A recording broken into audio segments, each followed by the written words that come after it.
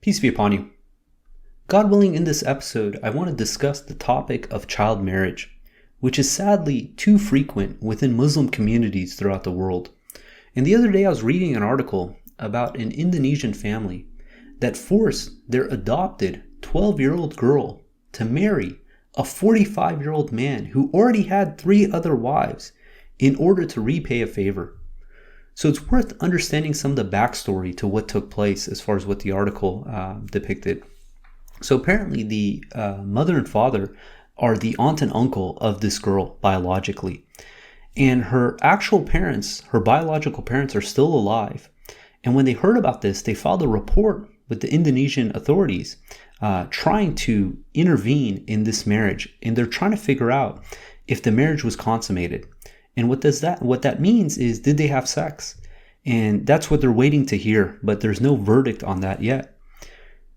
So how did they go about even conducting this marriage? Because Indonesian law prohibits anyone, I believe, who's below the age of 19 from even getting married. So this is where it gets even, more strange. They did something known as a Nika siri. Nika in Arabic means marriage, and siri means secret. So it's a secret marriage. And the question is, why would you have to do a secret marriage? Marriage is usually something that's announced, it's celebrated.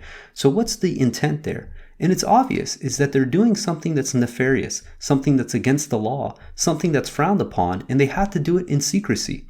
Now, what does God say about these kind of secret conspiracies? In Surah 58, verse 8, it says, "Have you noted those who are enjoined from conspiring secretly, then insist on conspiring? They conspire to commit sin, transgression, and disobedience of the messenger." These individuals, these adults, they knew what they were doing was wrong. They knew it was sinful, yet they continued to conduct that behavior. And it continues in verse 9, it says, "Oh, you believe, if you have to confer secretly, you shall not confer to commit sin, transgression, and to disobey the messenger. You shall confer to work righteousness and piety. You shall reverence God before whom you will be summoned. Secret conspiracy is the devil's idea through which he seeks to hurt those who believed."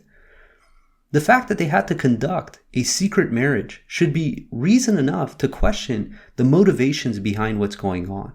But the aspect is, okay, what does God say in the Quran about such practices? So not only, obviously the concept of a secret marriage, but can a child even be married according to the Quran?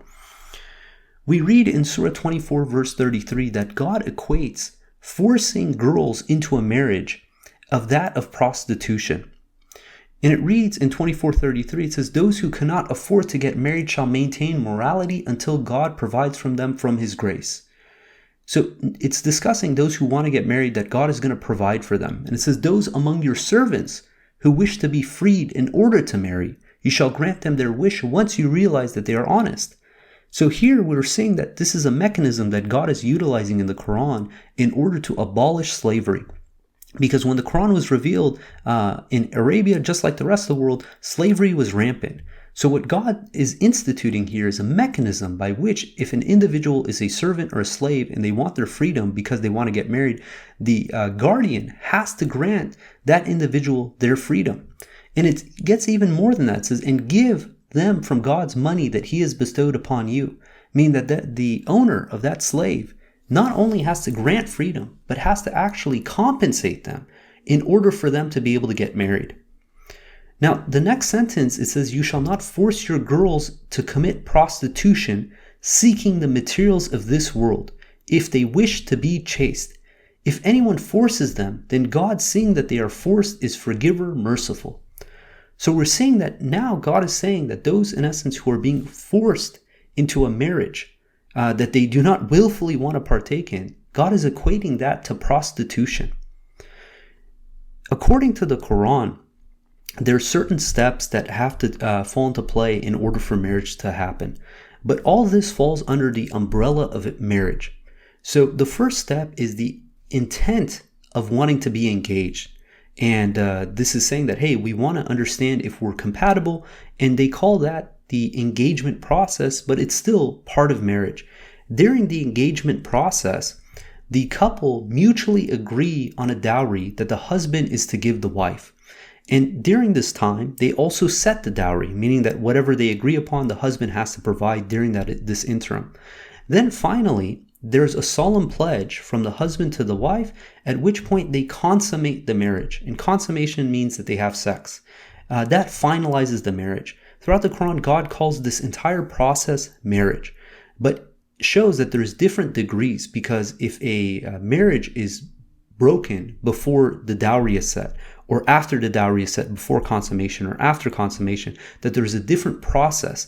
And each time you break the marriage, God references in the Quran as divorce. So it's worth having that baseline understanding. So an individual who's forced into a marriage that goes straight to consummation, it's as if it's prostitution. If someone is not willing to want to partake in that marriage, then for all practical purposes, it's a form of prostitution. But what these Indonesian adults did to this 12-year-old girl is even worse than that.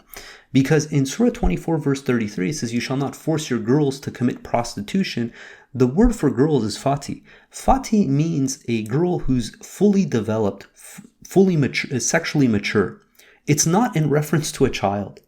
So meaning that what these parents did to this child is even worse than prostitution.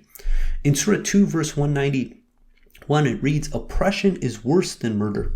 So not only did these adults in this secret conspiracy perform something worse than prostitution, it's actually worse than murder, because they are traumatizing and oppressing this poor child who had no say in the matter. Surah 4 of the Quran is entitled Al-Nisa, which translates to the woman. And if you start reading this surah, you'll realize that it starts talking about the rights of orphans, and then it talks about marriage. It talks about leaving a will for a spouse. It talks about mutual transactions. And all this is encompassed in this surah around women. Now, 429 uses a blanket rule for the entire Quran. It says, "O you who believe, do not consume each other's properties illicitly. Only mutually acceptable transactions are permitted." God is informing us that in order for two people to transact, both sides have to be mutually acceptable to the terms, meaning you cannot force a transaction onto someone else. And this is in the context of property, but you think about it, what is the most precious property someone has? It's their own self, their own body. If someone is able to force someone into a marriage, force them in essence to be sexually submissive to another individual, this is not a mutually acceptable transaction. This completely breaks the laws of the Quran. But the question is, can a child even partake in a transaction? We read in the same surah, in Surah 4, verse 6, it reads, "You shall test the orphans." So it's in reference to the orphans when they reach puberty. "As soon as you find them mature enough, give them their property. Do not consume it extravagantly in a hurry before they grow up." What's fascinating is the word that's used here that's translated as puberty. It says, "You shall test the orphans when they reach puberty," is al-Nika. If you recognize, this is the same root, almost the same word as that of marriage. And what does this word mean? So al-Nikah, the word for marriage, has multiple meanings. One of them is to tie a knot. The other one is to be married. But then also it's in reference to the age by which one can be married. And it just happens to be when someone is sexually mature. This is what the word al-Nikah means. Someone who's done with puberty. So here it's saying, "You shall test the orphans when they reach puberty. As soon as you find them mature enough, give them their properties." Their properties mean the decisions over their own well-being, their own physical property, but themselves as well. And it says, "Do not consume it extravagantly in a hurry before they grow up." This is going against individuals who are forcing their girls who have not reached that state into a marriage that they don't want to partake in. What else is interesting is this word al-Nikah. It means something else. Al-Nikah also means a contract, because marriage is a contract. But it also means the age by which one is capable of signing a contract independently. So in order for someone to be married, to meet the criteria of al-Nikah, they have to, 1, be fully developed, past the age of puberty, that they have to be sexually mature, and also capable of signing a contract independently. that until they reach that age, they're incapable of consummating a marriage under the eyes of the Quran. Now, the question is, what about, you hear these stories of children, in essence, being promised to one another in Islamic jurisprudence. And the reality is they're technically not allowed to consummate, to finalize that contract until they are of age.